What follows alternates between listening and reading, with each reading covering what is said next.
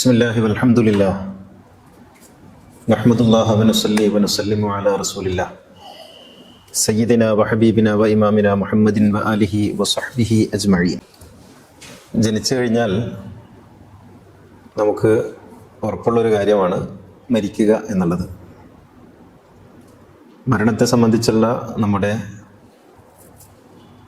ബോധം അഥവാ ധാരണ അത് വലിയ ഭീകരമായ എന്തോ ഒന്നാണ് എന്നാണ്. അതുകൊണ്ട് തന്നെ മരണത്തെ മനുഷ്യർ ഭയപ്പെടുന്നു എന്ന് മാത്രമല്ല, മരണത്തെക്കുറിച്ചുള്ള ഓർമ്മകൾ പോലും മനുഷ്യൻ്റെ ഉള്ളിൽ വലിയ അസ്വസ്ഥതകളും ആശങ്കകളും സൃഷ്ടിക്കും. ആരെങ്കിലും ഒരാൾ എഴുന്നേറ്റ് രാവിലെ നമ്മളോട് പറഞ്ഞു വന്നിരിക്കട്ടെ, നീ മരിക്കുന്നത് ഞാൻ സ്വപ്നം കണ്ടു എന്ന് പറഞ്ഞാൽ നമുക്ക് ഭയങ്കരമായ വെറുപ്പ് അയാളോട് ഉണ്ടായിത്തീരും. മരിക്കുമെന്നുള്ള ഉറപ്പ് നമുക്കുണ്ടെങ്കിലും ഇപ്പം അടുത്തൊന്നും ഞാൻ മരിക്കൂല എന്നുള്ള ഉറപ്പ് വേറെ ഒരു ഭാഗത്ത് നിന്ന് നമുക്കാരോ തരുന്നുണ്ട്. അങ്ങനെ ഞാൻ അടുത്തൊന്നും മരിക്കില്ല എന്ന് നമ്മൾ വിചാരിക്കുന്നത്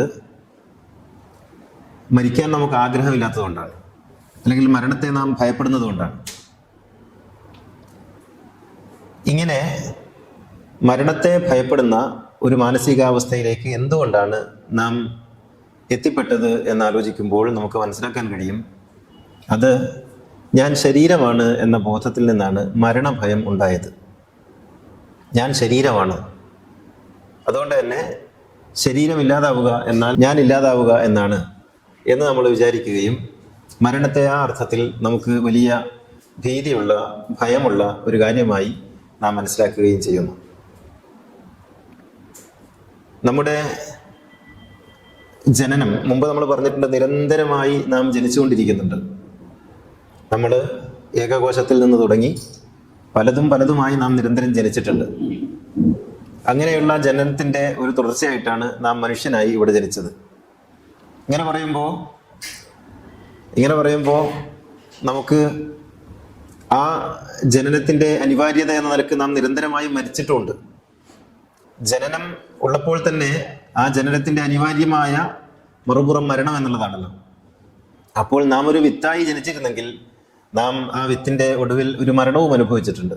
നാം ഒരു ഇലയായിരുന്നെങ്കിൽ, ഒരു പൂവായിരുന്നെങ്കിൽ, ഒരു ജീവിയായിരുന്നെങ്കിൽ അപ്പോഴൊക്കെ നമ്മൾ മരിച്ചിട്ടുണ്ട്. അപ്പോൾ നാം എത്ര തവണ ജനിച്ചിട്ടുണ്ടോ അത്രയും തവണ നമ്മൾ മരിച്ചിട്ടുണ്ട്.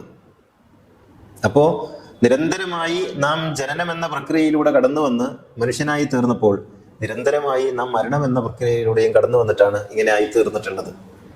അപ്പോൾ ജനനം എത്രമേൽ അനിവാര്യമാണോ അത്രമേൽ തന്നെ അനിവാര്യമാണ് മരണം എന്ന് പറയുന്നത്. അതൊരു മോശപ്പെട്ട സംഗതിയേ അല്ല. അത് ഈ ഭൂമിയുടെ, ഈ പ്രപഞ്ചത്തിൻ്റെ സൗന്ദര്യത്തിൻ്റെ ഭാഗമാണ് മരിക്കുക, വീണ്ടും വീണ്ടും പലതായി ഇവിടെ ജനിച്ചുകൊണ്ടിരിക്കുക എന്നുള്ളത്. അപ്പോൾ മരണം അങ്ങനെ ഒരു ശരീരമാണ് എന്നൊരു ബോധം, ഞാൻ ശരീരമാണ് എന്നൊരു ബോധം ഉണ്ടാകുമ്പോൾ മരണത്തെ ഭയപ്പെടേണ്ടി വരുന്നുണ്ട്. ഞാൻ ശരീരമല്ല, ഞാൻ സത്തയാണ് എന്ന് നമുക്ക് ബോധമുണ്ടാകുമ്പോൾ സത്ത മരിക്കുന്നില്ല, ശരീരം മാത്രമേ മരിക്കുന്നുള്ളൂ എന്ന് നമ്മൾ തിരിച്ചറിയുമ്പോൾ നമുക്ക് മരണത്തെ സ്വാഗതം ചെയ്യാൻ കഴിയും. മരണം ഒരു മോശപ്പെട്ട സംഗതിയല്ല എന്ന് നമുക്ക് മനസ്സിലാക്കാൻ കഴിയും. അതുകൊണ്ട് തന്നെ എപ്പിക്യൂറസിനെ പോലുള്ള ഫിലോസഫേഴ്സൊക്കെ പറയാറുള്ളൊരു സംഗതി എന്തെന്ന് വെച്ചാൽ, ഞാനുള്ളപ്പോൾ മരണമില്ല, മരണമുള്ളപ്പോൾ ഞാനില്ല, അതുകൊണ്ട് മരണത്തെ എനിക്ക് ഭയക്കേണ്ടതായിട്ടില്ല. ഞാനുള്ളപ്പോൾ മരണമില്ല, സത്തയ്ക്ക് മരണമില്ല. മരണം എന്ന് പറയുന്നത് ഈ ശരീരത്തിനുള്ള സംഭവമാണ്. അതിങ്ങനെ മാറിക്കൊണ്ടിരിക്കും. അതിൻ്റെ ഒരു ഇപ്പോൾ നമ്മൾ തിരമാല നോക്കുക, തിരമാല ജനിക്കുന്നു, തിരമാല മരിക്കുന്നു. നിരന്തരമായി ജനിക്കുകയും മരിക്കുകയും ചെയ്യുന്നൊരു പ്രക്രിയ. ഈ കടലെന്ന് പറയുന്നത് നമ്മുടെ ജീവിതത്തെ സംബന്ധിച്ചുള്ള ഓർമ്മപ്പെടുത്തലാണ്. എന്താണ് ജീവിതം എന്നതിനെ സംബന്ധിച്ചുള്ള വളരെ കൃത്യമായ ഫിലോസഫിയാണ് കടൽ നമുക്ക് നൽകിക്കൊണ്ടിരിക്കുന്നത്. കടലിൽ തിരമാല ഉണ്ടാകുന്നു. ഓരോ തിരമാലയും ഓരോ മനുഷ്യനാണെന്ന് സങ്കല്പിക്കുക. അത് ജനിക്കുന്നു, മരിക്കുന്നു എന്ന് പറഞ്ഞാൽ എങ്ങോട്ട് പോകുന്നു? അതുണ്ടാകുന്ന അവസ്ഥയിലേക്ക് പോകുന്നു. തിരമാല ഉണ്ടോ? തിരമാലയുണ്ട്. തിരമാല ഉണ്ടാകുന്നതിന് മുമ്പ് അതെന്തായിരുന്നു? അത് വെള്ളമായിരുന്നു. തിരമാല കഴിഞ്ഞാലും അതെന്താകും? വെള്ളമാകും. അപ്പോൾ തിരമാലയോ? അത് ഉള്ള സമയത്തുണ്ട്. ഇതാണ് മനുഷ്യൻ എന്ന് പറയുന്നത്. അപ്പോൾ ഞാൻ ഉള്ള സമയത്തുണ്ട്, ഞാൻ ഇല്ലാതാകുന്നു എന്ന് വെച്ചാൽ ഞാൻ എൻ്റെ അസ്തിത്വത്തിലേക്ക് ചേരുന്നു എന്നാണ്. ഞാൻ ആ കടലായി തീരുന്നു എന്നാണ്. ഞാൻ വീണ്ടും വെള്ളമായി മാറുന്നു എന്നാണ്. നീർക്കുമുള പോലെ. നീർക്കുമുള നമ്മളിങ്ങനെ ഊതുമ്പോൾ ഒരാവരണം ഉണ്ടാകുന്നു, നീർക്കുമുള ഉണ്ടാകുന്നു. അപ്പോൾ നീർക്കുമുളയുടെ ഉള്ളിലുള്ള വായു എവിടെ നിന്നുണ്ടായതാ? അവിടെ തന്നെ ഉള്ളതാ. ആ നീർക്കുമള പൊട്ടിയാൽ ആ വായു അങ്ങോട്ട് പോകും, അവിടെ തന്നെ ഉണ്ടാകും. അപ്പൊ നീർക്കുമളയായി തിരമാലയായി നമ്മളിങ്ങനെ ഉയരുന്നു, കുറച്ചു നേരം അസ്തിത്വം ഉണ്ടാകുന്നു, തിരമാലയാണല്ലോ എന്നുള്ള ബോധം ഉണ്ടാകുന്നു, വീണ്ടും ആ തിരമാല വെള്ളമായി തീരുന്നു. ഇങ്ങനെ വെള്ളം തിരമാല വെള്ളം, വെള്ളം തിരമാല വെള്ളം, ഈ ഒരു ചാക്രികതയിൽ, ഈ ഒരു പ്രക്രിയയിലാണ് നമ്മളൊക്കെ ഉള്ളത്. അപ്പോൾ തിരമാല വെള്ളമായി തീരുന്നതിന്റെ പേരാണ് മരണം, വെള്ളം തിരമാലയായി തീരുന്നതിന്റെ പേരാണ് ജനനം. അപ്പൊ ഇതിൽ വലിയ മാറ്റങ്ങളൊന്നും സംഭവിക്കുന്നില്ല. അപ്പോൾ ഒരു തിരമാലയും ഞാൻ മരിക്കുമല്ലോ എന്ന് വിചാരിച്ചിട്ട് കരയുന്നില്ല. കാരണം തിരമാലക്കറിയാം, ഞാൻ ഈ തിരമാലയാകുന്നതിന് മുൻപ് വെള്ളമായിരുന്നു, തിരമാല ഇല്ലാതാകുമ്പോഴും ഞാൻ വെള്ളമായിരിക്കും, അതുകൊണ്ട് എനിക്കൊരു നഷ്ടവും സംഭവിക്കുന്നില്ല, ഒരു കുറവും അതിന് സംഭവിക്കുന്നില്ല എന്ന്. ഈ ഒരു ബോധം നമുക്കുണ്ടായാൽ, ഞാൻ തിരമാലയാണ് എന്ന ബോധം ഉണ്ടാകുമ്പോൾ മുമ്പും ശേഷവും നമ്മൾ കടലായിരിക്കും എന്നുള്ളതാണ്. അപ്പോൾ ഏതാണ് അസ്തിത്വം? അവിടെ 3 ഘടകങ്ങളുണ്ട്. ഒരു തിരമാല ഉണ്ടാകുമ്പോൾ 3 ഘടകങ്ങളുണ്ട്. ഒന്ന് കടലെന്ന സത്യം, 2 ആ കടലിനെ കടലാക്കുന്ന വെള്ളം എന്ന സത്യം, 3 തിരമാല എന്ന സത്യം. ഇതിൽ ഏതാണ് മഹാസത്യമായിരിക്കുന്നത്? എപ്പോഴാണ് ഈ വെള്ളത്തിന് മോക്ഷം ഉണ്ടാകുന്നത്? ഈ വെള്ളത്തിന് മോക്ഷം ഉണ്ടാകുന്നത് അത് കടലായിരിക്കുമ്പോഴാണ്. അപ്പോൾ തിരമാലയായിരിക്കുമ്പോഴോ അത് താൽക്കാലികമായ സത്യമാണ്, താൽക്കാലികമായ ഉണ്മയാണ്. അപ്പോൾ തിരമാലയായിരിക്കുമ്പോഴും വെള്ളമായിരിക്കുമ്പോഴും കടലായിരിക്കുമ്പോഴും ഈ വെള്ളത്തിന്റെ അടിസ്ഥാന അസ്തിത്വം എന്ന് പറയുന്നത് ഒന്നാണ്, അത് കടലായിരിക്കുക എന്നുള്ളതാണ്. ബാക്കിയുള്ളത് തിരമാലയായിരിക്കുക എന്നുള്ളത് ആപേക്ഷികമായ സത്യമാണ്, താത്കാലികമായ സത്യമാണ്. അതിന് സത്യമെന്ന് പറയാമെങ്കിൽ അതിനെയാണ് നാം മിഥ്യ എന്നോ ബാത്തിലെന്നോ വിളിക്കുന്നത്. അപ്പോൾ തിരമാലയെ സംബന്ധിച്ചിടത്തോളം മരിക്കുക എന്നുള്ളത് അതിന്റെ അസ്തിത്വത്തിലേക്കുള്ള ചേരലായി അനുഭവപ്പെടും. അതുകൊണ്ടാണ് അതിന് മരണത്തെ ഭയമില്ലാത്തത്. നമ്മളോ മരണത്തെ ഭയപ്പെടുന്നത് എന്തുകൊണ്ടെന്ന് ചോദിച്ചാൽ, മരണം എന്ന് പറയുന്നത് ശരീരം ഇല്ലാതാകുന്നു, അതോടുകൂടി ഞാൻ ഇല്ലാതാകുന്നു എന്ന ഒരു തോന്നൽ നമുക്കുണ്ടാകുന്നത് കൊണ്ടാണ്. പ്ലാറ്റോ മരണത്തെക്കുറിച്ച് പറയുന്നത്, സോക്രട്ടീസിന്റെ ശിഷ്യനായ പ്ലാറ്റോ മരണത്തെക്കുറിച്ച് പറയുന്നത് അത് ആത്മാവിന്റെ മോചനമാണ് എന്നുള്ളതാണ്. ശരീരം എന്ന ബന്ധനത്തിൽ നിന്ന്, ശരീരം എന്ന ജയിലിൽ നിന്ന് ആത്മാവിന് മോചനം ലഭിക്കുന്നതാണ് മരണം എന്ന് ദ്വന്ദ്വാത്മകമായ ചിന്താഗതിയോടുകൂടി പ്ലാറ്റോ പറയുന്നുണ്ട്. അപ്പോ എങ്ങനെയൊക്കെ നോക്കിയാലും, ഇപ്പോൾ നേരത്തെ പറഞ്ഞ എപ്പിക്കൂറസ് പറഞ്ഞതാണെങ്കിലും പ്ലാറ്റോ പറഞ്ഞതാണെങ്കിലും ഒക്കെ, മരണം എന്ന് പറയുന്നത് യഥാർത്ഥത്തിൽ മനുഷ്യൻ അവന്റെ പരിമിതികളെ മറികടക്കുന്ന ഒരു ഘട്ടമാണ്, പരിമിതികളെ മറികടക്കുന്ന ഒരു ഘട്ടമാണ്. ഇപ്പോ നമ്മൾ ഉമ്മാന്റെ വയറ്റിൽ നിന്ന് പുറത്തേക്ക് വന്നു, ഉമ്മാന്റെ വയറ്റിൽ നിന്ന് പുറത്ത് വന്ന് നമ്മൾ ഈ ലോകത്ത് ജീവിക്കുന്നു. ഉമ്മാന്റെ വയറ്റിൽ നിന്ന് നമ്മൾ പുറത്തു വരുന്നതിന് മുൻപ് ആ ഘട്ടത്തിൽ ആ വയറ്റിൽ കിടക്കുന്ന, ഗർഭാശയത്തിൽ കിടക്കുന്ന ഈ കുഞ്ഞിനോട് ഒരാൾ പറയുന്നു എന്ന് വെക്കുക, നീ ഇവിടുന്ന് മരിക്കും എന്ന് പറഞ്ഞാൽ ആ കുഞ്ഞ് അവിടുന്ന് ഭയന്ന് നിലവിളിക്കും, ഈ ബോധമൊക്കെ ഉണ്ടെങ്കിൽ. കാരണം ആ കുഞ്ഞിനെ സംബന്ധിച്ചിടത്തോളം അതാണ് ഏറ്റവും വലിയ അവൻ അനുഭവിച്ച ലോകം എന്ന് പറയുന്നത്. അതിനപ്പുറത്ത് കാടുകളുള്ള, പർവ്വതങ്ങളുള്ള, കടലുള്ള, മരങ്ങളുള്ള, ഇഴജീവികളുള്ള, പറവകളുള്ള, ആകാശമുള്ള ഒരു ലോകമുണ്ട് എന്ന് ആ കുഞ്ഞിനോട് ആരെങ്ങനെയൊക്കെ സത്യം ചെയ്ത് പറഞ്ഞാലും വിശ്വസിക്കാൻ പോകുന്നില്ല. കാരണം ആ കുഞ്ഞിന്റെ അനുഭവ പരിസരത്ത് അങ്ങനെയുള്ള ആലോചന പോലും ഇല്ല. ആ കുഞ്ഞിനറിയാവുന്നത് ഈ അമ്ലരസത്തിനകത്ത്, വളരെ സുരക്ഷിതമായ ഗർഭാശയത്തിനകത്ത് ചൂടോ തണുപ്പോ ഇല്ലാത്ത ഒരു മിതശീതോഷ്ണ അവസ്ഥയിൽ അമ്മയുടെ ഉള്ളിൽ നിന്ന് ലഭിക്കുന്ന പോഷകം കൊണ്ട് വളരെ സമൃദ്ധമായി ജീവിക്കാൻ കഴിയുന്ന ഒരു ലോകം, ഇതിനേക്കാൾ മനോഹരമായ മറ്റൊരു ലോകത്തെക്കുറിച്ച് സങ്കല്പിക്കാൻ സാധിക്കാത്ത വിധം പാവമായിരുന്നു കുഞ്ഞന്ന്. അതുകൊണ്ട് തന്നെ ഇങ്ങനെ ഒരു ലോകമുണ്ടെന്ന്, ഒരു തുറസായ ലോകമുണ്ടെന്ന്, അവിടെ ആകാശമുണ്ടെന്ന്, ആകാശത്തിന് നീല നിറമാണെന്നൊക്കെ പറഞ്ഞാൽ ആ കുട്ടി അത് ഭ്രാന്താണെന്നാണ് പറയുക. ഇതുപോലെയാണ് നമുക്ക് മരണം എന്ന് പറയുന്നത് അടുത്ത ലോകത്തേക്കുള്ള നമ്മുടെ യാത്രയാണ്. ഈ ലോകത്ത് നിന്ന് നമ്മൾ നശിച്ചു പോകുന്നില്ല, ഒരു തുടർ പ്രക്രിയ അതിനുണ്ട് എന്ന് നമ്മളോട് ആര് പറയുമ്പോഴും നമുക്ക് വിശ്വസിക്കാൻ കഴിയാത്തത് നമ്മുടെ ഈ അനുഭവ പരിസരം വളരെ പരിമിതമാണ് എന്നുള്ളത് കൊണ്ടാണ്. ഗർഭസ്ഥ ശിശു ആ ഗർഭാശയത്തിൽ കിടന്ന് ചിന്തിക്കുന്നത് പോലെ നാം ഈ ഭൂലോകത്തിന്റെ പരിമിതിയിൽ നിന്നുകൊണ്ട് നമ്മളിങ്ങനെ ചിന്തിക്കുന്നു എന്നുള്ളതാണ്. അപ്പോൾ മരണം നമുക്ക് നമ്മുടെ എല്ലാ പരിമിതികളെയും മറികടക്കാനുള്ള ഒരു സ്വാതന്ത്ര്യമായി കാണുന്നു എന്നർത്ഥം. അതുകൊണ്ട് നമ്മൾ യഥാർത്ഥത്തിൽ ജനിക്കുന്നത് തന്നെ മരിക്കാൻ വേണ്ടിയാണ്. ഈ മാർട്ടിൻ ഹൈഡഗർ എന്ന് പറയുന്ന ഒരു ഫിലോസഫർ പറയുന്നത് ബീയിങ് ടുവാർഡ്സ് ഡെത്ത് എന്നാണ്. നമ്മൾ മരിക്കാൻ വേണ്ടിയാണ് ജീവിക്കുന്നത്, മരിക്കാൻ വേണ്ടി. കാരണം നമ്മുടെ ജീവിതത്തിൽ ഏറ്റവും ഉറപ്പുള്ള ഒരു സംഗതി, നമുക്ക് വേറെ ഒന്നിനും ഒരു ഉറപ്പില്ല. നമുക്ക് നാളെ ഇന്നത് ചെയ്യുമെന്ന്, ഇന്നതായിത്തീരുമെന്ന് നമുക്ക് നിഗമനം പറയാനേ പറ്റുള്ളൂ. ഞാൻ മരിക്കും എന്ന് പറയുമ്പോൾ അത് ഉറപ്പായിട്ടുള്ളൊരു സംഗതിയാണ്, അവിടെ യാതൊരു സംശയമില്ല. അപ്പോൾ മരിക്കുന്നതിന് വേണ്ടിയുള്ള മനുഷ്യന്റെ യാത്രയുടെ പേരാണ് ജീവിതം എന്ന് പറയുന്നത്. മാത്രമല്ല നമ്മുടെ കൂടെ തന്നെ മരണമുണ്ടല്ലോ. ജനിച്ചത് മുതൽ നമ്മുടെ കൂടെ മരണമുണ്ട്. ഓരോ നിമിഷവും നാം മരിച്ചുകൊണ്ടിരിക്കുന്നുമുണ്ട്.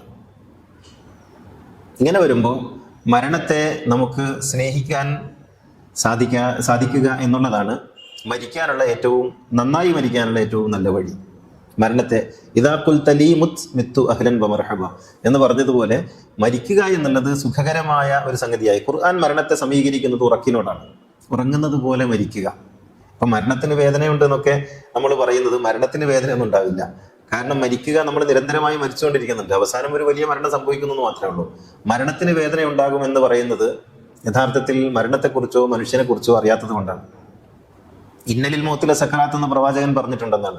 അങ്ങനെ പ്രവാചകൻ പറഞ്ഞിട്ടുണ്ടെങ്കിൽ തന്നെ അതിന്റെ അർത്ഥം അറിയാത്തതാണ് പ്രശ്നം.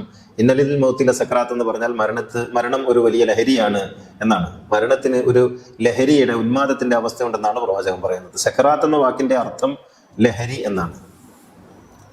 സക്രാൻ എന്നാൽ ലഹരി ബാധിതൻ എന്നാണ്. അപ്പോൾ അറബി ഭാഷയിൽ ലഹരി എന്ന് ഉപയോഗിക്കുന്ന ഒരു പ്രയോഗമാണ് പ്രവാചകൻ മരണത്തോട് ചേർത്ത് വെച്ചത്. മരണപ്പെടാൻ പാകത്തിൽ മരണത്തിന്റെ വക്കത്തെത്തി തിരിച്ചു വന്ന ആളുകളൊക്കെ പറയാറുള്ളൊരു സംഗതി, അതൊരു ലഹരി പോലെ, ഉന്മാദം പോലെയാണ് തോന്നിപ്പിച്ചിട്ടുള്ളത് എന്നാണ്. അങ്ങനെ കടന്നു പോയി ഒരു ഒരു ഒരു പ്രകാശഗോപുരത്തിലൂടെ ഒരു അനന്തതയിലേക്കുള്ള ഒരു നീഴ്ചയായി മരണത്തെക്കുറിച്ച് ആ വക്കത്തെത്തി തിരിച്ചു വന്നവരൊക്കെ പറയുന്നുണ്ട്. അത് വേദനാജനകമായ ഒരു അനുഭവമേ അല്ല. അപ്പൊ മനുഷ്യൻ മരിക്കുമ്പോൾ പിടക്കുന്നുണ്ടല്ലോ എന്നൊക്കെ ചോദിച്ച് ശ്വാസത്തിന് വേണ്ടിയാണ് പിടക്കുന്നത്. ഇപ്പോൾ നമ്മൾ ഒരു മൃഗത്തെ അറുത്താൽ അത് ശ്വാസം എടുക്കും. ശ്വാസം എടുക്കുന്ന എന്തിനാ? അതിന്റെ ജീവൻ നിലനിർത്താൻ വേണ്ടി ശ്വാസം എടുക്കും. അങ്ങനെ ശ്വാസം എടുക്കുമ്പോൾ ഇവിടെ കണ്ടനാടി മുറിഞ്ഞു പോയത് കൊണ്ട് തന്നെ ആ ശ്വാസം എടുക്കുന്ന ഘട്ടത്തിൽ അത് ചീറ്റുമ്പോൾ നമ്മൾ വിചാരിക്കും അത് വേദന കൊണ്ട് ചീറ്റുന്നതാണെന്ന്. അത് ശ്വാസത്തിന് വേണ്ടിയുള്ള ഒരു ശ്രമമാണത്. മരണത്തിന്റെ വേദനയല്ല, അത് മുറിച്ചത് കൊണ്ടുള്ള പ്രശ്നമാണ്. ഒരു ആക്സിഡന്റ് പറ്റിയതിന്റെ പ്രയാസം ഉണ്ടാകും.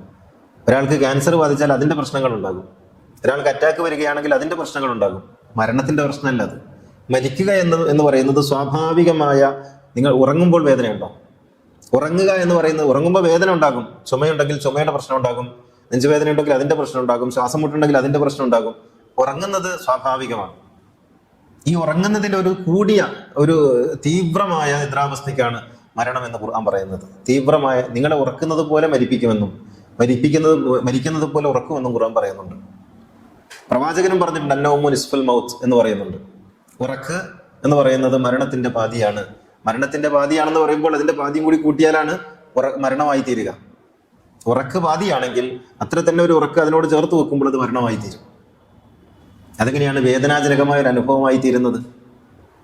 അപ്പോ മരണം മനുഷ്യന്റെ സ്വാഭാവികമായ ഒരു മാറ്റം, ഒരു രൂപമാറ്റം എന്ന് വേണമെങ്കിൽ പറയാം.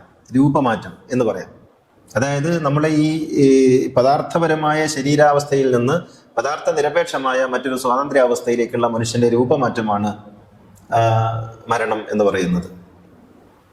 ഇപ്പോ നമ്മൾ വിത്ത് പാകും, നെല്ലിന്റെ വിത്തോ മറ്റു വിത്തുകൾ പാകും. ആ വിത്ത് പാകുമ്പോൾ അവിടെ വിത്ത് മരിക്കുന്നുണ്ട്. വിത്ത് മരിക്കുമ്പോൾ ഒരു മുള പൊട്ടുന്നുണ്ട്. ആ മുളയിൽ നിന്ന് പിന്നെ 1000 നെല്ലുകൾ ഉണ്ടാകുന്നുണ്ട്. അപ്പോൾ ഒരു വിത്തിന്റെയും മരണം അതിന്റെ അവസാനമല്ലെന്ന് വിത്തിന് അറിയാവുന്നത് കൊണ്ട് വിത്ത് അതിൽ സന്തോഷിക്കുന്നു. ഇതുപോലെ നമ്മുടെ മരണം എന്ന് പറയുന്നത് നമ്മുടെ മറ്റൊന്നായി ജനിക്കുന്നതിന്, മറ്റൊന്നായി തീരുന്നതിന് വേണ്ടിയുള്ള ഒരു പ്രക്രിയയാണ്. അത് അങ്ങനെയേ പറ്റുള്ളൂ. നിങ്ങൾക്ക് സ്വതന്ത്രമാകണമെങ്കിൽ നിങ്ങൾ മരിച്ചേ പറ്റുള്ളൂ. അതുകൊണ്ട് തന്നെ മരണം ഒരു മനുഷ്യന്റെ ജീവിതത്തിൽ ലഭിക്കുന്ന ഏറ്റവും മഹത്തായ ഒരു അവസരമായിട്ടാണ് അധ്യാത്മ ഗുരുക്കന്മാരൊക്കെ കണ്ടിട്ടുള്ളത്. അതുകൊണ്ടാണ് ഇന്നാ ലില്ലാഹി വ ഇന്നാ ഇലൈഹി റാജിഊൻ എന്ന് പറയുന്ന വാക്കിന്റെ അർത്ഥം തന്നെ നമ്മുടെ തറവാട്ടിലേക്കുള്ള, വീട്ടിലേക്കുള്ള, സത്തയിലേക്കുള്ള മടക്കയാത്രയാണ് മരണം എന്നാണ്. ഇപ്പോൾ റൂമി പുല്ലാങ്കുഴലിനെ ഉദാഹരിച്ചുകൊണ്ട് പറയും, പുല്ലാങ്കുഴൽ തേങ്ങുന്നു. എന്തിന് തേങ്ങുന്നു? അതിന്റെ തായ്തടിയിലേക്ക് പോകാൻ വേണ്ടി തേങ്ങുന്നു. പുല്ലാങ്കുഴൽ എന്ന് പറയുന്നത് ഒരു മുളയുടെ കഷ്ണമാണ്. അവിടെ ഒരു മുളയുണ്ടായിരുന്നു. ആ മുളയിൽ നിന്നൊരു കഷ്ണം എടുത്ത് അതിന് ചില ദ്വാരങ്ങളൊക്കെ ഇട്ടപ്പോൾ അത് പുല്ലാങ്കുഴലായി മാറി. അപ്പോൾ ഈ പുല്ലാങ്കുഴൽ എപ്പോഴും ആഗ്രഹിക്കുന്നത് ആ തായ്തടിയിലേക്ക് ചെന്ന് ചേരാനാണ്. അങ്ങനെ തായ്തടിയിൽ ചെന്ന് ചേരാൻ വേണ്ടിയുള്ള പുല്ലാങ്കുഴലിന്റെ കരച്ചിലിനെയാണ് മറ്റുള്ളവർ സംഗീതം എന്നാരോപിക്കുന്നത്. ഇതുപോലെ ഓരോ മനുഷ്യനും ഇന്നാ ലില്ലാഹി വ ഇന്നാ ഇലൈഹി റാജിഊൻ മിൻഹാ ഖലഖനാകും വഫീഹാ നുഈദുകും വമിൻഹാ നുഖ്രിജുകും താറത്തൻ ഉഖ്റ. എവിടെ നിന്ന് വന്നുവോ ഉറവിടത്തിലേക്കുള്ള മനുഷ്യന്റെ യാത്ര, അതിനുവേണ്ടി കൊതിക്കുന്ന ഒരാളെ സംബന്ധിച്ചിടത്തോളം ആ മരണം എന്ന് പറയുന്നത് അവന്റെ ഉറവിടത്തിലേക്ക് എത്തിച്ചേരുന്നതിന് വേണ്ടിയുള്ള അവന്റെ അവസരമായിരിക്കുന്നു എന്നുള്ളതാണ്. പ്രണയിതാവിലേക്ക് പ്രണയത്തിലേക്കുള്ള ഒരു തിരിച്ചുപോക്ക് സാധിക്കുന്നു. അപ്പോൾ എന്തിനാണ് മനുഷ്യൻ അവിടെ പിന്നെ അസ്വസ്ഥപ്പെടുന്നത്? ഇപ്പൊ ഗീതയിൽ നമുക്ക് കാണാം,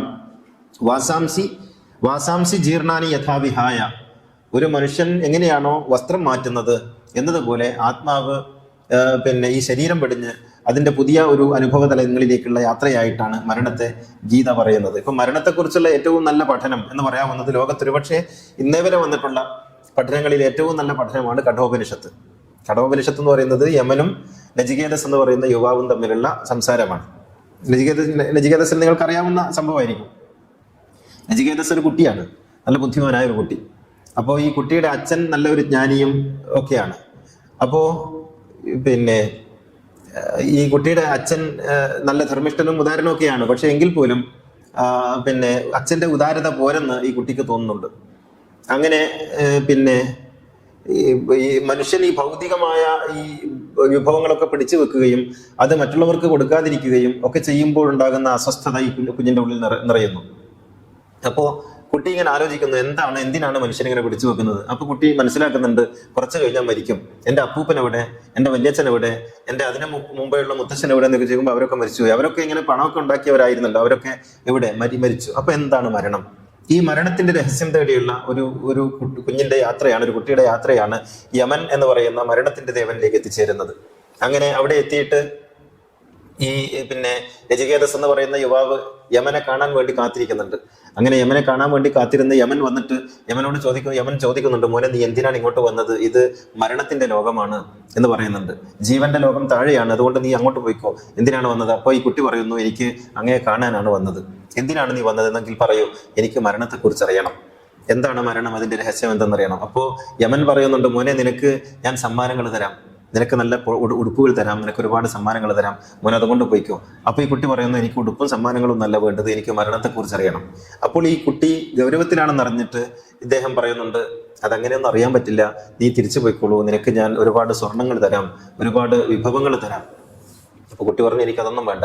പിന്നീട് യമൻ കുറച്ചും കൂടി ഗൗരവത്തിലായി. എന്നിട്ട് പറയുന്നു, നിനക്ക് ഞാൻ രാജസ്ഥാനം തരാം, രാജാവാക്കാം, ഈ ലോകത്തിന്റെ ചക്രവർത്തിയാക്കാം, മോനിപ്പോ പൊയ്ക്കോ.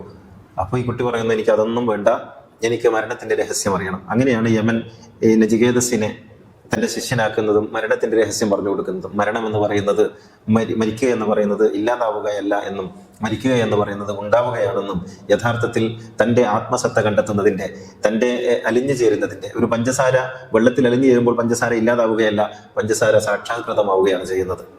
പഞ്ചസാര ഇല്ലാതാകുന്നില്ല, മറിച്ച് പഞ്ചസാര ആ വെള്ളത്തിന്റെ രുചിഭേദങ്ങളെ മാറ്റുന്നുണ്ട്. പഞ്ചസാര ഇവിടെ ഉണ്ട്, പക്ഷെ കാഴ്ചയിലില്ല.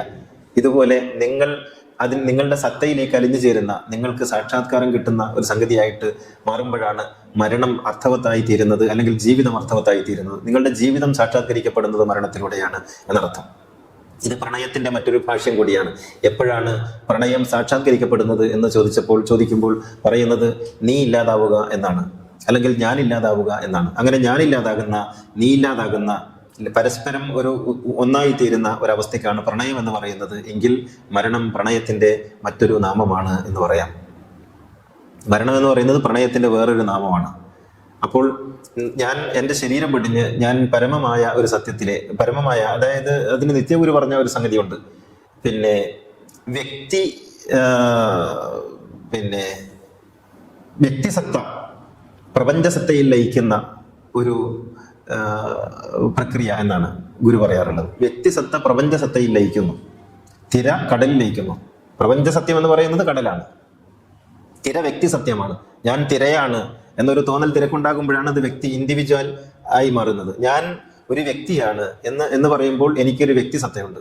എൻ്റെ വ്യക്തിസത്ത ഈ ആകപ്പാടെയുള്ള പ്രപഞ്ചസത്തയിൽ ലയിക്കുക എന്ന് വരുമ്പോൾ ഞാൻ ഇല്ലാതാവുകയും പിന്നെ ഈ പ്രപഞ്ച ഘടന ഉണ്ടായിത്തീരുകയും ചെയ്യുന്നു. പുഴ, നദികൾ, ധാരാളം നദികൾ, പെരിയാറും പമ്പയും പിന്നെ അതുപോലെ നിളയും ഒക്കെ ചാലിയാറും എല്ലാം ചെന്ന് കടലിൽ ചെല്ലുമ്പോൾ അതുവരെ ഇത് നിളയാണ്, ഇത് പെരിയാറാണ്, ഇത് ചാലിയാറാണ്, ഇത് പമ്പയാണ് എന്നൊക്കെ ഓരോ വ്യക്തിനാമങ്ങൾ ഉണ്ടായിരുന്നു.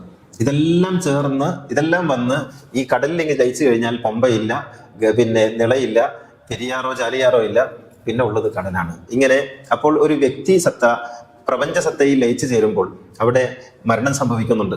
ഈ പമ്പ മരിക്കുന്നുണ്ട്, പെരിയാറും ചാലിയാറും മരിക്കുന്നുണ്ട്, പിന്നെ കടലാകുന്നുണ്ട്, എന്നാൽ അത് ഇല്ലാതാകുന്നില്ല. അതുണ്ട്, പക്ഷെ മറ്റൊരു നാമത്തിൽ, മറ്റൊരു രൂപത്തിൽ, മറ്റൊരു ഭാവത്തിൽ ഈ പ്രകൃതിയുടെ സത്തയോട് ചേർന്ന് അത് നിലകൊള്ളുന്നുണ്ട്. ഇങ്ങനെയാണ് മരണത്തെ നാം നോക്കിക്കാണേണ്ടത്. അപ്പോൾ മരിക്കുക എന്നത് ഒരു മോശം അനുഭവമല്ല എന്നാണ് പറഞ്ഞതിൻ്റെ ചുരുക്കം. അതൊരു മോശം അനുഭവമല്ല. ഈ മരണത്തെ ഭയപ്പെടുത്തുന്ന മരണത്തിന്റെ വ്യാപാരികളുണ്ട്. അത് പലപ്പോഴും മത പുരോഹിതന്മാരാണ്. അവര് മരണത്തെ ഭയപ്പെടുത്തി മനുഷ്യരോട് പറയും. പരലോകത്തെക്കുറിച്ച് വിശ്വാസം ഉണ്ടെന്നൊക്കെ പറയുന്ന ആളുകളാണ്. യഥാർത്ഥത്തിൽ അവർക്ക് പരലോകത്തെക്കുറിച്ച് വിശ്വാസമില്ല. പരലോകത്തെക്കുറിച്ച് വിശ്വാസം ഉണ്ടായിരുന്നെങ്കിൽ മരണം വളരെ നല്ല ഒരു സംഗതിയായിട്ടായിരുന്നു അവതരിപ്പിക്കേണ്ടിയിരുന്നത്. മരണത്തെ ഭയപ്പെട്ടുകൊണ്ടാണ് നമ്മുടെ ആളുകളൊക്കെ, പ്രായമായ ആളുകളൊക്കെ മരണത്തെ ഭയപ്പെട്ട് ഒരു വല്ലാത്ത അവസ്ഥയിലാണ് ജീവിക്കുന്നത്.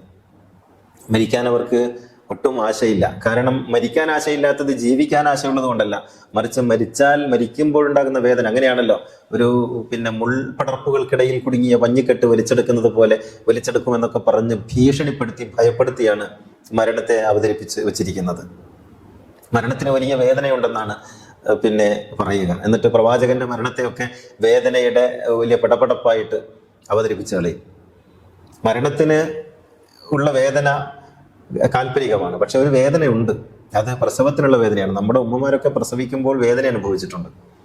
അത് അതിതീക്ഷ്ണമായ വേദനയാണ്. അതുകൊണ്ടായിരിക്കാം ഒരുപക്ഷെ മരണത്തിന് വേദനയില്ലാത്തതെന്ന് ഞാൻ വിചാരിക്കുന്നു. കാരണം ഓരോ കുഞ്ഞിൻ്റെയും മരണവേദന അവൻ്റെ പ്രസവ സമയത്ത് അവൻ്റെ അമ്മ അല്ലെങ്കിൽ അവൻ്റെ മാതാവ് ഏറ്റെടുത്തിട്ടുണ്ട്. അതനുഭവിച്ചുകൊണ്ടാണ് ഓരോ മാതാവും പ്രസവിക്കുന്നത്. മരണത്തിൻ്റെ ഒരുപക്ഷെ അത്രയും തീക്ഷ്ണമായ വേദനകൾ. അതുകൊണ്ടാണ് ഈ മാതാവിനോടുള്ള കടപ്പാട് എന്നൊക്കെ പറയുന്നത് അത്രമേൽ തീക്ഷ്ണമായ. അവർ മരിക്കുകയാണ് ഇതേക്കാൾ നല്ലത് എന്ന് തോന്നുന്ന വിധത്തിൽ വേദനയുടെ 100 സൂചിമുനകൾ ശരീരത്തിലേക്ക് തറയ്ക്കുന്ന വിധം വേദനിച്ചിട്ട് അവർ ഈ ഒരു കുഞ്ഞിന് ജന്മം നൽകുമ്പോൾ പിന്നെ ഈ കുഞ്ഞിന്റെ എല്ലാ വേദനകളും ഈ അമ്മ ഏറ്റെടുത്തിട്ടുണ്ട്. ജീവിതത്തിന്റെ സകല വേദനകളും ഈ അമ്മ ഒരു നിമിഷം ഏറ്റെടുത്തിട്ടുണ്ട്. അതുകൊണ്ടായിരിക്കും ഒരിക്കൽ പ്രവാചകൻ പറഞ്ഞത്, ഒരു ഉമ്മയെ ചുമന്ന് ഒരു മകൻ ഇങ്ങനെ ഹജ്ജ് ചെയ്യുന്നത്, ഇങ്ങനെ തവാഫ് ചെയ്യുന്നത് കണ്ടപ്പോൾ ആളുകൾ ഈ മകനെ പുകഴ്ത്തി. എന്തൊരു നല്ല മകനാണ്, അവനിങ്ങനെ ആ ഉമ്മയെ എടുത്തിങ്ങനെ തവാഫ് ചെയ്യുന്നത് കണ്ടില്ലേ എന്ന് പുകഴ്ത്തുമ്പോൾ പ്രവാചകൻ പറഞ്ഞു പോൽ, നിങ്ങളങ്ങനെ പുകഴ്ത്താനൊന്നും നിൽക്കേണ്ടതില്ല. കാരണം ആ ഉമ്മ അവനെ പ്രസവിക്കുന്ന നേരത്ത് ഉമ്മ പുറത്തേക്ക് വിട്ടിട്ടുള്ള ഒരു നിശ്വാസത്തിന് പകരമാകില്ല അവന്റെ ഈ ശ്രമം എന്ന് ആ പ്രവാചകൻ പറഞ്ഞതായിട്ട് കാണാം. അപ്പോൾ ഒരു മകൻ ഏതൊരമ്മയും അനുഭവിക്കുന്ന വേദനയുടെ ഇത് മനസ്സിലാക്കാനും കഴിയില്ല. ഇത് പുരുഷന്മാർക്ക് മാത്രമല്ല, സ്ത്രീകൾക്ക് മനസ്സിലാവില്ല. ഇപ്പോൾ സ്ത്രീകൾ പറയും, ഞാൻ ഒരുപാട് പ്രസവിച്ചതാണ്, എനിക്ക് വേദന അറിയാം. അതറിയില്ല. അവളുടെ വേദന അറിയുള്ളൂ, അവളുടെ അമ്മയുടെ വേദന അറിയില്ല. അങ്ങനെയുണ്ട്. ഓരോ സ്ത്രീയും അവളുടെ വേദന അറിയുകയും അവളുടെ അമ്മയുടെ വേദന മറന്നുപോവുകയും ചെയ്യുന്നുണ്ട്.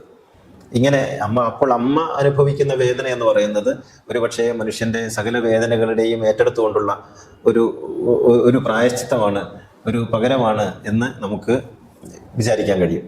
അപ്പൊ അല്ലാതെ മരണത്തിൻ്റെതായ സ്വാഭാവികമായി ശരീരത്തിനുണ്ടാകുന്ന, ഞാൻ നേരത്തെ പറഞ്ഞതുപോലെ ശരീരത്തിനുണ്ടാകുന്ന അസ്വസ്ഥതകൾ ഉണ്ടാകും. ഈ അസ്വസ്ഥതകളാണ് നമ്മൾ പടച്ചിലായും വേർപ്പായിട്ടൊക്കെ കാണുന്നത്. അല്ലാതെ മരണത്തിന് സ്വാഭാവികമായിട്ട് ഇപ്പൊ എത്ര മനുഷ്യന്മാർ മരിച്ചു പോകുന്നുണ്ട്, എത്ര മനുഷ്യന്മാർ മരിച്ചു പോകുന്നുണ്ട്. ആ മരിച്ചു പോകുമ്പോൾ അവരൊക്കെ അവരുടെ തൊട്ടടുത്ത് കിടക്കുന്നയാൾ അറിയുന്നില്ല അയാൾ മരിച്ചു പോകുന്നു എന്നുള്ള കാര്യം. അതൊരു പൂവിടരുന്നത് പോലെ മനുഷ്യൻ മരിച്ചു പോകുന്നു. ഇപ്പൊ പ്രവാചകന്റെ മരണത്തെക്കുറിച്ച് ഏറ്റവും മനോഹരമായി എനിക്ക് തോന്നിയിട്ടുള്ള ഒരു എഴുത്ത് മലയാളി എഴുതിയ എഴുത്താണ്. ഒരു മലയാളി പ്രവാചകന്റെ മരണത്തെക്കുറിച്ച് പറഞ്ഞത്, പൂവിൽ നിന്ന് സുഗന്ധം ഉയരുന്നത് പോലെ പ്രവാചകനിൽ നിന്ന് റൂഹ് ഉയർന്നു എന്നാണ്. അങ്ങനെ തന്നെയാണ് എല്ലാ മനുഷ്യന്മാരുടെയും മരണം എന്ന് പറയുന്നത്.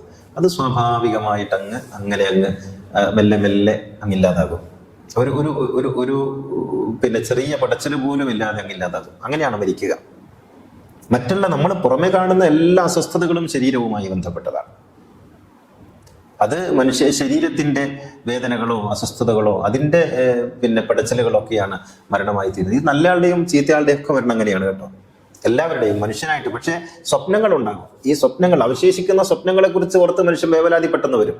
അവിടെ എൻ്റെ കുടുംബമെന്നോ അല്ലെങ്കിൽ എൻ്റെ മക്കളെന്നോ അല്ലെങ്കിൽ എൻ്റെ സ്വത്തെന്നോ എൻ്റെ എന്ന് പറഞ്ഞിട്ടുള്ള മനുഷ്യൻ്റെ ആ അസ്വസ്ഥതകൾ ഉണ്ടാകും. കാരണം മരിക്കുന്ന സമയത്ത് വദന്ന അന്നഹുൽ ഫിറാഖ് എന്ന് ഖുർആൻ പറയുന്നുണ്ട്.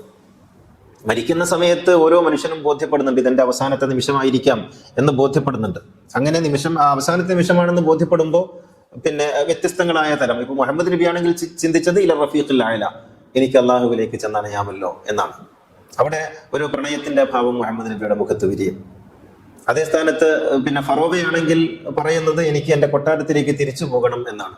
അവിടെ ഒരു നിരാശയുടെ ഭാവം അയാളുടെ മുഖത്ത് വരിക. ഇങ്ങനെ വ്യത്യസ്തങ്ങളായ തലങ്ങളുണ്ടായിരിക്കും. അത് മനോഭാവമാണ്. ഈ ലോകത്തോടുള്ള നമ്മുടെ മനോഭാവം പോലെയാണ് അത് ആയിത്തീരുക. പക്ഷേ അത് ഒന്നും മരണമെന്ന് പറയുന്ന സത്യത്തിന് സ്വാഭാവികമായി മരണമില്ല, വേദനയോ മറ്റ് പ്രശ്നങ്ങളോ ഒന്നുമില്ല. അത് അങ്ങനെ അങ്ങ് മെല്ലെ എടുത്ത് താഴെ ആരും അറിയാതെ ഒരു കുഞ്ഞിനെ നാം എങ്ങനെയാണോ നിലത്ത് വെക്കുന്നത് അതുപോലെ നമ്മുടെ ശരീരത്തെ മെല്ലെ താങ്ങി നിലത്ത് വെക്കുന്ന ഒരു പ്രക്രിയയുടെ പേരാണ്. ലോകത്തെ എല്ലാ ജീവികളും മരിക്കുന്നുണ്ട്, മനുഷ്യൻ മാത്രമല്ല. ഏതേതൊക്കെ ജീവികൾ മരിക്കുന്നുണ്ട്. ഏതെങ്കിലും കാട്ടിൽ നിന്ന് ബഹളം ഉണ്ടാകുന്നുണ്ടോ? വലിയ സിംഹം, വലിയ വലിയ പിന്നെ ആനകളും ഹിപ്പോപ്പൊട്ടാമസും ഒക്കെ ഉള്ള എത്ര എത്ര തിമിംഗലങ്ങൾ മരിക്കുന്നുണ്ട് കടലിൽ നിന്ന്. വല്ല ഇല്ല. അതിങ്ങനെ അതിൻ്റെ സ്വാഭാവികമായ തലങ്ങളിൽ മരണപ്പെട്ടു പോകുന്നു എന്നുള്ളതാണ്. ഇത് മനുഷ്യൻ അവൻ്റെ ബോധങ്ങളെ, അവൻ്റെ ബോധത്തെ ഇത്തരത്തിൽ കൃത്രിമമായി രൂപപ്പെടുത്തിയത് കൊണ്ടുണ്ടായി തീർന്നിട്ടുള്ള പ്രശ്നമാണ്. ഇപ്പോ പിന്നെ സമാധി എന്ന് പറയുന്ന, സമാധി എന്നാണ് മരണത്തെ, മഹാസമാധി എന്ന മരണത്തെക്കുറിച്ച് പറയും. സമാധി എന്ന വാക്ക് മരണമായിട്ട് അതിന് ബന്ധമുള്ളതല്ല. അത് മനുഷ്യന്റെ ബോധാബോധ തലത്തെ നിർണ്ണയിക്കുന്ന മറ്റൊരു പ്രയോഗമാണ്. പക്ഷെ ഈ സമാധി എന്ന് പറയുന്നത് തൻ്റെ മരണത്തെ സുഖകരമായി വരവേൽക്കുന്നതിന് പറയുന്നതാണത്. സുഖകരമായി വരവേൽക്കുന്നതിനാണ്. ഇപ്പോൾ റസൂലുള്ളാഹിനെ കുറിച്ച് ഒരു കഥ പറയാറുണ്ട്. അതൊരു വെറും കഥയാണ്. ആ കഥ ഇങ്ങനെയാണ്: പ്രവാചകന്റെ അടുത്തേക്ക് അസ്രായേൽ വരുന്നു, എന്നിട്ട് പറയുന്നു, അങ്ങയോട് അനുവാദം ചോദിക്കാൻ പറഞ്ഞിട്ടുണ്ട്. എന്താണ് അത്? അങ്ങയുടെ മരണത്തെക്കുറിച്ചാണ്. സമ്മതിക്കുകയാണെങ്കിൽ മരിക്കാം, അല്ലെങ്കിൽ ഇനിയും ജീവിക്കാം. അപ്പോൾ പ്രവാചകൻ പറയുന്നത് എനിക്ക് മരിക്കാൻ സമ്മതമാണ് എന്നാണ്. അങ്ങനെയാണ് മരിക്കുന്നത് എന്നാണ്. ഇതൊരു കഥയാണ്. പക്ഷേ ഈ കഥയിൽ ഒരു പാഠമുണ്ട്. നേരെ അപ്പുറത്ത് മറ്റൊരു കഥയുണ്ട്. അസ്രായേൽ മൂസാ നബിയുടെ അടുത്ത് വരുന്നുണ്ട്. ഞാൻ റൂഹിനെ പഠിക്കാൻ വന്നതാണെന്ന് പറഞ്ഞപ്പോൾ മൂസാ നബി അസ്രായേലിനെ അടിച്ച് കണ്ണുപൊട്ടിച്ച് കളയുന്നുണ്ട്. അങ്ങനെ അസ്രായേൽ അള്ളാഹിനോട് പോയി പരാതി പറയുകയും എന്നിട്ട് കാഴ്ച തിരിച്ചു കൊടുക്കുകയും മൂസാ നബിയോട് മാപ്പ് പറയാൻ ആവശ്യപ്പെടുകയും ചെയ്യുന്നുണ്ട്.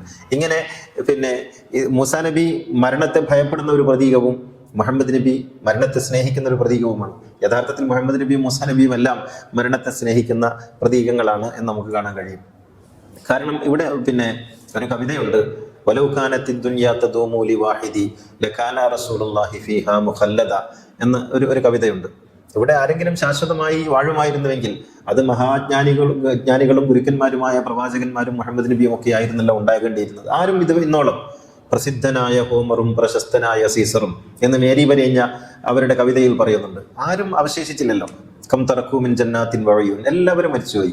കാരണം ഇത് മരിക്കാനാണ്. നമ്മൾ ജനിക്കുന്നത് മരിക്കാനാണ്. മരിക്കുക എന്നുള്ളത് സുഖകരമായ ഒരു അനുഭവമായിട്ടാണ് എന്ന് നമ്മൾ മനസ്സിലാക്കേണ്ടതുണ്ട്.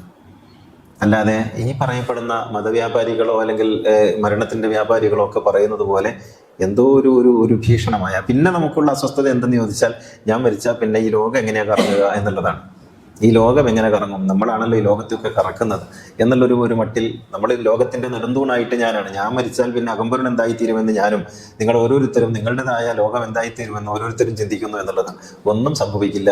ഇന്നലെ ഉണ്ടായിരുന്നതിനേക്കാൾ മനോഹരമായി നാളെ സൂര്യൻ ഉദിക്കും. ഇന്നലെ ഉണ്ടായിരുന്നതിനേക്കാൾ മനോഹരമായി നാളെ കിളികൾ പാടും. ഇന്നലത്തേതിനേക്കാൾ സമൃദ്ധമായി ഓരോ പുഴയിലെയും വെള്ളം നാളെയും ഒഴുകും. നമ്മളില്ല എന്നുള്ളൊരു കുറവ് മാത്രമേ ഉള്ളൂ. അത് കുറവായിട്ട് പ്രപഞ്ചത്തെ അനുഭവപ്പെടുകയുമില്ല. കാരണം നമ്മളില്ലാതെ ആയിരക്കണക്കിന് വർഷം, ലക്ഷക്കണക്കിന് വർഷം ഈ പ്രപഞ്ചം ഇങ്ങനെ കറങ്ങിയിട്ടുണ്ട്. അപ്പോൾ നമ്മളില്ലെങ്കിൽ എന്തൊക്കെയോ സംഭവിക്കുമെന്ന് നമ്മൾ വിചാരിക്കുകയാണ്. ഒന്നും സംഭവിക്കില്ല. അങ്ങനെ എത്രയോ ആൾക്കാരെ വിചാരിച്ചിരുന്നു, എന്നിട്ട് ഈ ലോകത്തൊന്നും സംഭവിച്ചിട്ടില്ല. അത് വെറുതെ നമ്മളെക്കുറിച്ച് തന്നെ നിരാശപ്പെടാൻ വേണ്ടി ചിന്തിക്കുന്നതാണ്. ഈ ലോകത്ത് ജീവിക്കുമ്പോൾ സമൃദ്ധമായി ചിരിച്ചുകൊണ്ട് ജീവിക്കുക, പുഞ്ചിരിച്ചുകൊണ്ട് ജീവിക്കുക, അഴകാർന്ന ഈ ജീവിതത്തെ മനോഹരമായി നോക്കിക്കാണുക. നമ്മളില്ലെങ്കിലും ഈ ലോകം മനോഹരമാണ്, നമ്മൾ ഉണ്ടാകുമ്പോഴും മനോഹരമാണ് എന്ന് കരുതുക. ഇത്രയേ ആവശ്യമുള്ളൂ. അല്ലാതെ മരിക്കുക എന്ന് പറഞ്ഞാൽ എന്തോ ഒരു വലിയ സംഭവം സംഭവിക്കുന്നല്ല. നാളെ ഞാനില്ലെങ്കിൽ ഈ കസേരയിൽ വേറൊരാൾ വന്നിരിക്കും. നിങ്ങളില്ലെങ്കിൽ നിങ്ങളുടെ ഇടം മറ്റൊരാൾ ഫില്ല് ചെയ്യും. ഈ ലോകം ശൂന്യമായി പോകില്ല. നമ്മൾ പറയും നികത്താനാവാത്ത വിടവാണെന്നൊക്കെ. അതൊക്കെ ആലങ്കാരികമായ പ്രയോഗമാണ്. ഇവിടെ എല്ലാ ശൂന്യതകളെയും നികത്തി പോകുന്ന ഒരു സമ്പ്രദായം ഈ പ്രപഞ്ചത്തിനുണ്ട്. എത്ര മഹാഗുരുക്കന്മാരും മഹാജ്ഞാനികളും മഹാപ്രതിഭകളും ഇല്ലാതായി. എന്നിട്ട് ഈ ലോകത്തിൽ എന്ത് സംഭവിച്ചു? ആ സ്ഥാനത്ത് മറ്റൊരാൾ വന്നു, മറ്റൊരു രൂപത്തിൽ വന്നു, മറ്റൊരു ഭാവത്തിൽ വന്നു. അവരൊക്കെയും ഈ ലോകം ഇങ്ങനെ അഴകുള്ളതാക്കി മനോഹരമാക്കി പോയി. അങ്ങനെയാണ്. അപ്പോൾ മരണം, ജീവിതം ആണ് സത്യം എന്ന് പറയുന്നത്. ഈ ജീവിതത്തിൻ്റെ ഒരു അനിവാര്യമായ ഒരു മുഖമാണ് മരണം. അതിനാൽ ജീവിതത്തെ നാം വളരെ ഹർഷോന്മാദത്തോടെ സ്വീകരിക്കുകയും ആഹ്ലാദത്തോടെ വരവേൽക്കുകയും ചെയ്യുക. മരിക്കുക എന്നുള്ളത് അനിവാര്യമാണ് എന്ന് ബോധ്യപ്പെടുക. അത് പ്രണയത്തിന്റെ പൂർണ്ണതയിലേക്ക്, നമ്മുടെ ആത്മസത്തയിലേക്ക്, ഈ പ്രപഞ്ച വ്യക്തിത്വത്തിലേക്കുള്ള നമ്മുടെ ഒരു രൂപമാറ്റമാണ് മരണത്തിലൂടെ സംഭവിക്കുന്നത്. ഇങ്ങനെ മരിക്കുക എന്നുള്ളത് ആരും മരിച്ചു പോകുന്നില്ല. യഥാർത്ഥത്തിൽ ആരും മരിച്ചു പോകുന്നില്ല. ഇവിടെ പല വിധത്തിലായി അവരുടെ പലതും ഇവിടെ ഈ ലോകത്ത് നിലനിൽക്കുന്നുണ്ട്. ഇന്നൽ അബ്റാറ ലഫീ ഇല്ലിയീൻ എന്നൊക്കെ ഖുർആനിൽ പറഞ്ഞതുപോലെ പലതുമായിട്ട് ഈ ലോകത്ത് നിലനിൽക്കുന്നുണ്ട്. ഒരു പക്ഷേ നമ്മൾ വഴിയോരത്തൂടെ നടന്നു പോകുമ്പോൾ നമുക്ക് തണൽ വിരിക്കുന്ന ഒരു മരത്തിന്റെ ഏതോ ഒരു അറ്റത്ത് നമ്മുടെ ഏതോ ഒരു ഉപ്പാപ്പ ഉണ്ടാകാം. അങ്ങനെ പലതുമായിട്ട് അവരുടെ ശരീരഘടന ഇവിടെ നിലനിൽക്കുന്നുണ്ട്, അവരുടെ ആത്മഘടന മറ്റൊരു ലോകത്ത് നിലനിൽക്കുന്നുണ്ട്. അങ്ങനെ നമുക്ക് ഈ ലോകത്ത് ഒന്നും ഇല്ലാതാകുന്നില്ല, എല്ലാം ഈ ലോകത്ത് തന്നെ ഉണ്ട്, എല്ലാ ഓർമ്മകളും ഉണ്ട്. അപ്പോൾ ആ ഓർമ്മകളിലാണ് ഈ ലോകം മുന്നോട്ട് പോയിക്കൊണ്ടിരിക്കുന്നത്.